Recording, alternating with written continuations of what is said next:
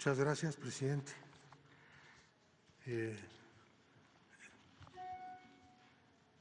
Ciudadanas y ciudadanas de la prensa. Como ustedes saben, el gobierno actual es el primer gobierno que incorpora como línea política de todo él la lucha contra la corrupción. Esto no había ocurrido en la historia del país. Es la primera vez que ocurre. No se lucha contra un fenómeno aislado, sino con algo que ya conocíamos desde mediados de los años 50 y que algunos denominamos el Estado corrupto. El Estado corrupto es la incorporación o la construcción y incorporación de los sistemas de corrupción a la gobernanza del país. Junto con los sistemas de corrupción había los otros elementos de gobernanza, los hubo muchos años, el corporativismo de los trabajadores, de los campesinos, de los patrones, la creación de un solo partido oficial y la utilización de la política económica para amarrar todos estos elementos. Fue a partir de que se creó lo que después se llamó Ramo 23, que son los gastos discrecionales conducidos o constituidos y gastados o ejercidos por el presidente de la República. A partir de ahí, en las distribuciones, todos los sistemas de corrupción se amarraron a uno solo y se constituyó esto que se conoce como Estado corrupto, que no en cualquier país hay, pero aunque en todos los estados haya cierto grado de corrupción que sube, baja, toman, persiguen, encarcelan y en fin. Acaban de condenar al expresidente de Francia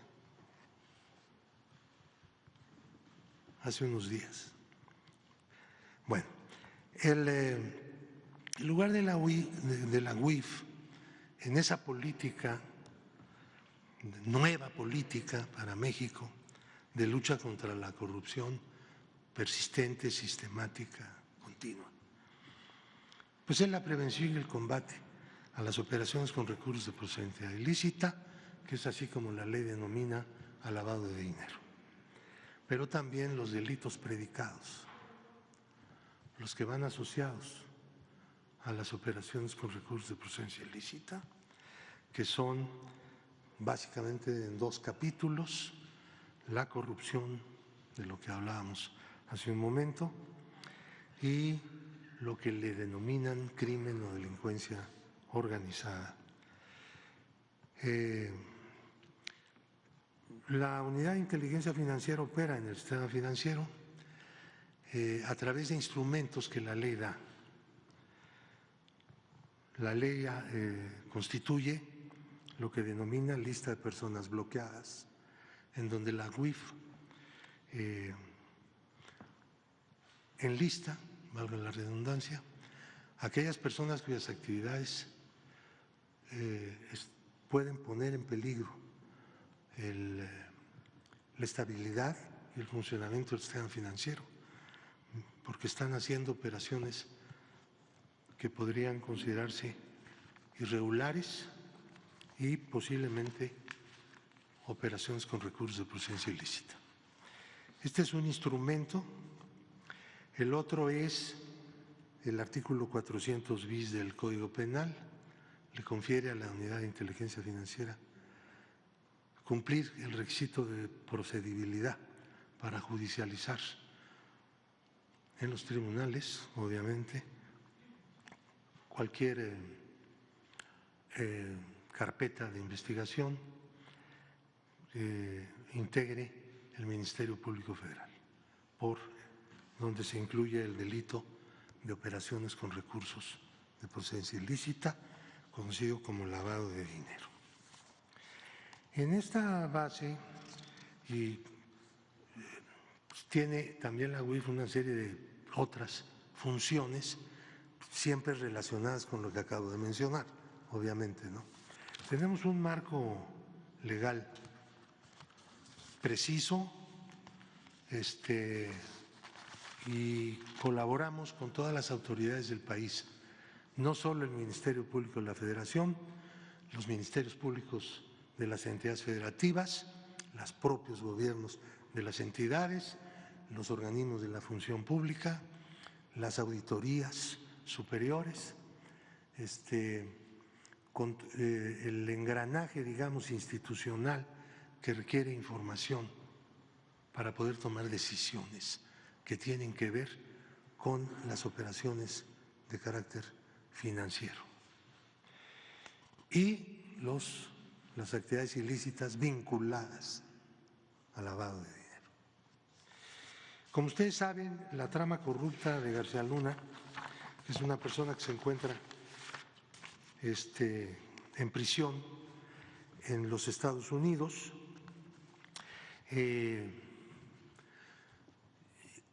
a la espera de un incidente que presentó su defensor, que está pidiendo la reposición del juicio, cosa que va a resolver el juez dentro de unos días, me parece. Pero también hay otro proceso de carácter civil, cuyo demandante, recuerdo porque esto ya se ha planteado aquí, es el Gobierno de México. El Gobierno de México reclama en una corte de Florida 634 millones de dólares que fueron pagados por distintas entidades públicas y que fueron transferidos a través de paraísos fiscales al estado de Florida y aplicados en la adquisición de bienes muebles e inmuebles y en otros activos. La demanda civil interpuesta el 21 de septiembre del año 2021 busca la recuperación de los archivos adquiridos con los recursos extraídos de los bienes detectados y se tienen aseguradas 19 propiedades. Hay un error ahí. Sí, ya está, ya lo corrigieron. De Genaro García Luna y sus cómplices. Los demandados presentaron diversas solicitudes de desechamiento del juicio, pero el juez las negó. Luego también fueron impugnadas en apelación y hemos tenido éxito y el juicio se ha reanudado y está en este momento en la etapa de conciliación, que es obligatoria en estos tribunales, para entrar a la deposición de los elementos probatorios de cada una de las partes, para lo cual el Gobierno de México se está preparando con todo el apoyo de la Secretaría de Seguridad Pública, en donde están los funcionarios que van a comparecer ante el juicio y en donde se va a firmar ya los pliegos concretos de cada una de las cosas. Quiero aclarar que en Florida no se va a juzgar la ilegalidad de los contratos firmados. Este es un tema exclusivamente de México. No está sometida a la jurisdicción en otro país. Lo que está sometido a la jurisdicción de otro país es que, habiéndose realizado actividades ilícitas en México, el dinero salió al extranjero y a través de una triangulación se le entregó una parte de ese dinero a la persona que había hecho los contratos, García Luna, o quien había gestionado los contratos, porque también hay contratos de cuando García Luna ya no era servidor público, pero gestionaba todos los contratos, multimillonarios.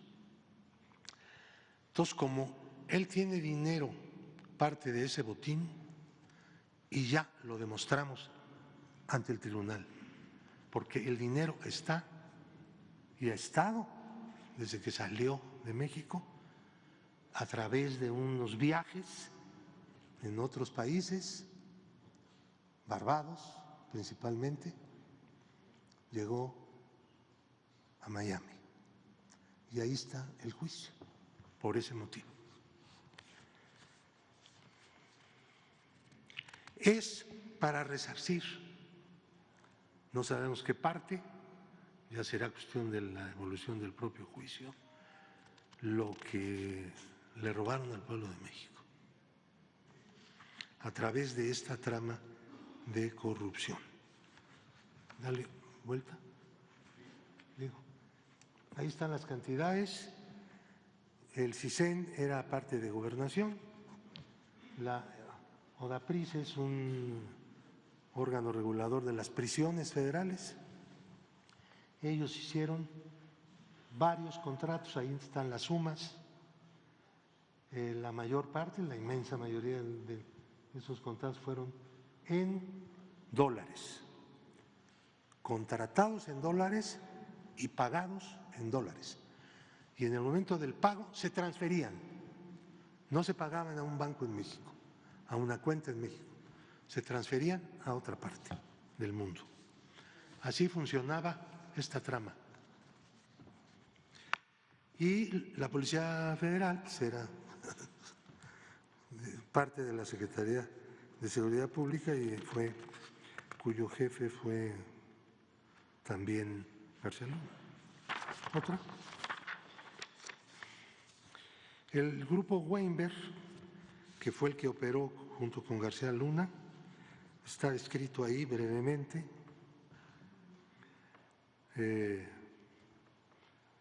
Tiene todas esas empresas, no todas, son instrumentales la mayor parte.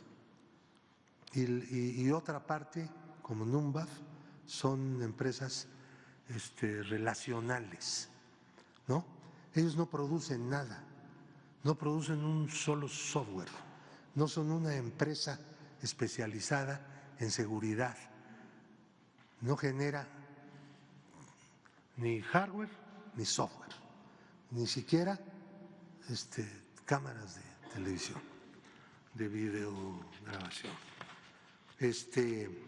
Todo lo hace comprando aquí y allá, principalmente en el extranjero, más que en el mercado interno no hacía operaciones. Esto ya da más o menos una idea de qué se trata. Y esta persona, Jonathan Alexis Weinberg Pinto, es ciudadano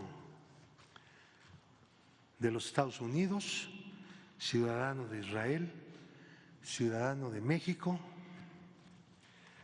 Traía el día de su detención un pasaporte polaco, parece que tiene otros pasaportes de otros países, pero fue capturado por la policía española, que había recibido una nota internacional y sujeto a juicio de extradición por parte de las autoridades judiciales de España.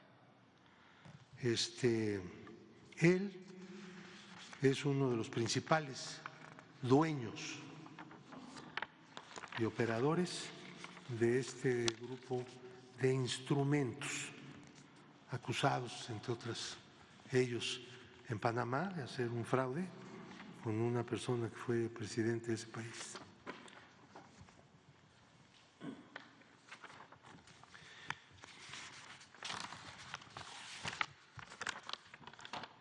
Siempre que vengo aquí se me cae algún papel.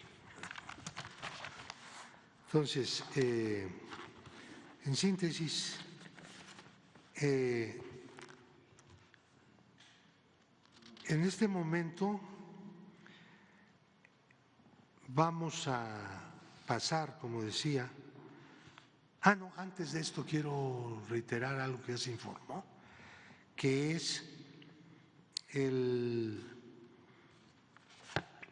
la recuperación de parte de México de cerca de $2 millones a través de una resolución judicial. Esta resolución judicial la tomó la jueza de la Corte que está viendo el caso, donde está el proceso. Pero como Linda Cristina Pereira Gálvez, que es una de las socias principales de lo que fue en México Glax Security Consulting Technology Risk Management, que es la empresa García Luna, y de Cristina Pereira Gálvez. Ellos fueron, como se negaron a comparecer ante la Corte, se había identificado plenamente y se había asegurado varios departamentos en Miami. El juez ordenó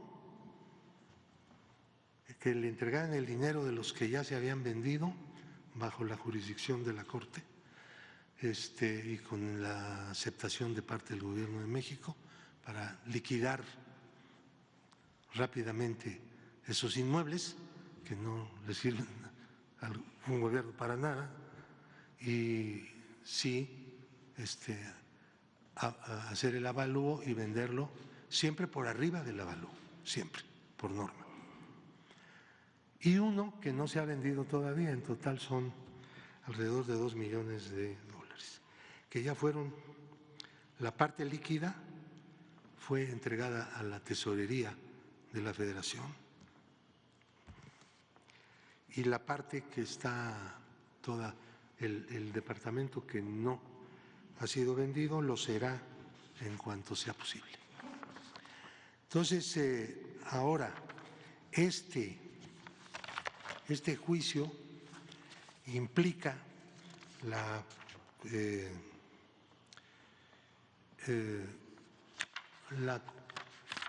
participación del Gobierno a través de la Secretaría de Seguridad Pública, tanto con los testigos como con la relatoría de los hechos. La Corte tendrá que resolver sobre la base de que, como las empresas que fueron contratadas le entregaron dinero a García Luna, que era el contratante o el gestor, entonces ese dinero es ilícito. Así de sencillo. Y por lo tanto, el gobierno mexicano exige que se lo devuelvan, porque es el origen del dinero. Y lo que va a resolver la juez es eso. Insisto mucho en esto, que luego entramos en situaciones de falta de explicación o de… Hay muchas explicaciones que no explican lo que hay que explicar y entonces se generan pues cosas. Finalmente quiero decirle lo siguiente como colofón, con el permiso, una cosita nomás. Durante el tiempo de esta administración, es decir, del 1 de diciembre de 2018 a la fecha, la Unidad de Inteligencia Financiera ha presentado 540 denuncias ante el Ministerio Público y ha presentado denuncias en forma reactiva, o sea, a petición de la autoridad ministerial, en 205 casos. En el último año de 2023 hubo 96 denuncias proactivas, o sea, decididas por la propia unidad, y 70 por petición de la Fiscalía General de la República, que, entre otras cosas, le solicita a la UIF pronunciamientos. Eso se llama pronunciamiento. Y la denuncia, pues, se llama así, denuncia propiamente dicha. De esas personas, de ese conjunto que acabo de hablar, de estos años, son 3.115 personas que están en las denuncias y 2.087 empresas o personas morales en general. Las relacionadas con corrupción, que es el tema de ahorita, de un total de 245 denuncias durante todos los años. El año pasado presentamos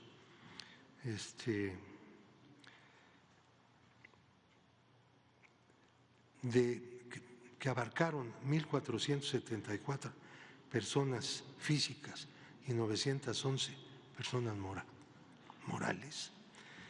De esas, el año pasado presentamos un total de 17 denuncias contra personas físicas y 115, perdón, me equivoqué, un total de denuncias de 115 de personas físicas y 53 de personas morales. Ahora bien, termino.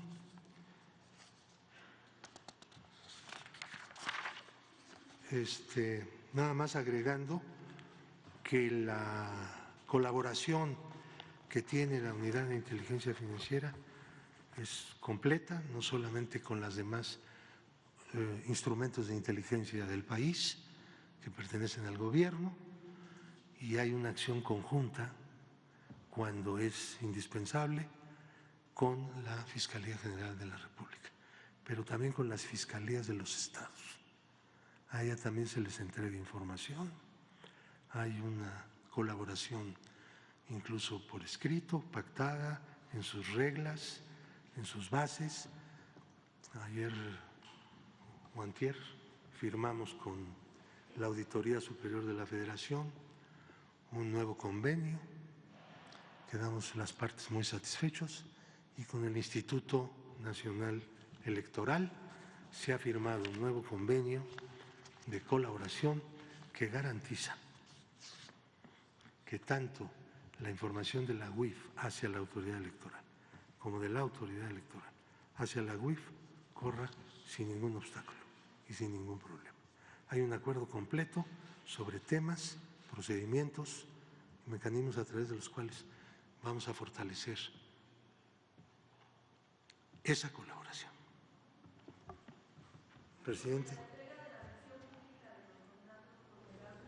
Sobre la entrega de la versión pública de los contratos de Pegasus. Miren ustedes, nosotros no somos la autoridad que deba entregar públicamente contratos, porque nosotros no firmamos ningún contrato, obviamente. La autoridad nos muestra los contratos y nosotros hacemos un análisis, no solamente de esos contratos, sino de las operaciones de carácter financiero que están involucradas en los pagos, de lo que ampara esos contratos. No hay el menor problema, y nunca lo ha habido, para entregar datos, referencias sobre el asunto de Pegasus. ¿Qué es lo que le corresponde a la UIF? Dar los elementos para documentar que el equipo que se compró estaba sobrevaluado. Hubo un fraude. Se compró por más de lo que valía lo que se compró. La forma en que ese equipo fue utilizada no le corresponde a la Unidad de Inteligencia Financiera, como es natural, sino a otras autoridades. Y está abierto una carpeta de investigación en la Fiscalía General de la República.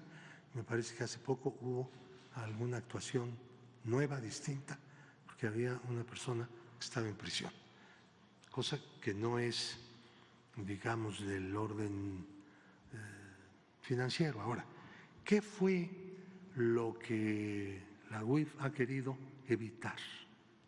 Miren, La persona, son dos, al parecer, que está solicitando la información a través de transparencia,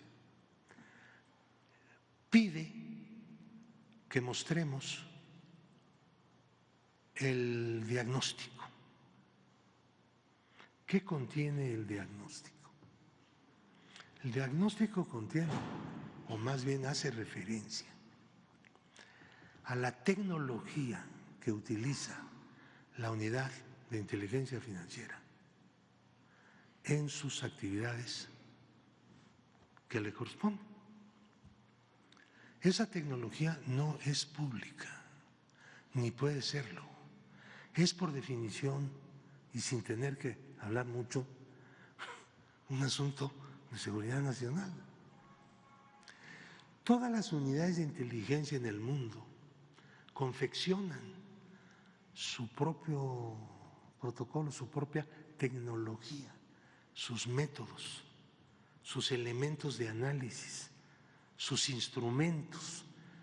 La Unidad de Inteligencia Financiera de México ha creado su propia tecnología adecuado a las facultades legales que tiene, al hecho de que recibe todos los días centenares y miles de reportes y avisos en una compleja estructura tecnológica. Entonces, no podemos hacer referencia, no debemos hacer eso, pero parece ser que en el Instituto de la Transparencia y en la segunda sala, dos de los 5 de la sala, Cosas de México, pues no se puede entender algo tan simple como lo que acabo de decir. Y está pedido el diagnóstico. Lo demás podemos dar. Pero además, respecto de lo demás que vamos a dar, pues tampoco lo vamos a poder dar porque la propia Corte está diciendo que entreguemos una versión pública atestada donde no haya nombres, donde no haya cuentas, donde no haya más que cantidades que van a estar volando, porque esas cantidades de quién eran y a quién le pagaron no se va a saber. Nosotros podemos decirlo sin problema. La cuestión no es esa, sino es la operación, la tecnología, las cosas que son verdaderamente de seguridad nacional. No podemos hacer eso. Queremos que siga funcionando la inteligencia financiera en México, porque la inteligencia financiera, además de ser muy necesaria para un país como México, es un sistema mundial, vamos. No es un asunto que cada país lo tenga por deporte o lo que sea, por necesidad muy concreta. Es un sistema mundial. Y cada unidad nacional tiene su propia tecnología que tampoco se la informa a las demás, porque entonces saldrían, porque no son públicas esos mecanismos y esas formas de llevar a cabo las cosas. ¿Entiende? Ese es el punto. ¿Cuánto dinero ya regresó a la tesorería por el juicio de la Florida? ¿Cuánto dinero ya tiene la tesorería de la Federación por el caso Florida? En les digo que alrededor de $2 millones, un poquito menos, es lo que recuperó el Estado Nacional Mexicano. El presidente lo informó aquí.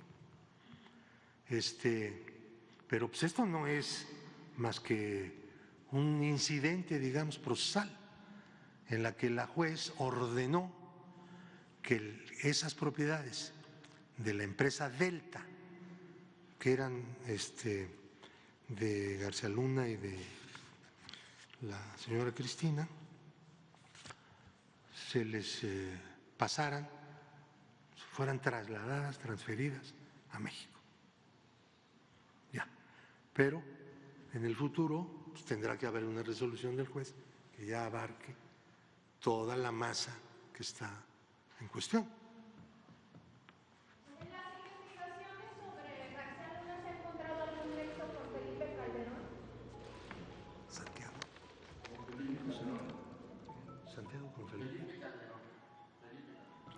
algún nexo entre García Luna.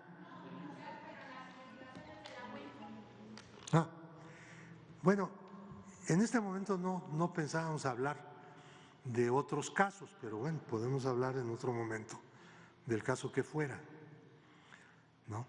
No podría yo referirme a eso estrictamente. Vamos a analizar la información de las cuentas que se operaron desde Barbados. Es una cosa que no ha terminado todavía. Vamos a ver quiénes aparecen ahí, porque hay mexicanos. ¿Todos serían políticos? No podría decir en este momento si lo son o no, pero ya en su momento el gobierno de México puede dar a conocer, sin alterar el curso del juicio en Florida, ¿no? Para eso habría que hacer que esa información tomara el carácter público e inmediatamente la trasladamos. ¿Y hay un estimado de cuándo se terminarán esas investigaciones? ¿Qué tiempo les tardará? No, la lista de las cuentas de Barbados es un par de semanas, yo creo. Pero porque esa lista está en Nueva York, perdón, en Miami, porque el banco tiene su sucursal en Manhattan, es Occidental, pero ya está en Miami. Entonces, una vez que se haga la valoración y que el juez tome alguna decisión, pues no habrá ningún problema, ¿no? Creo yo.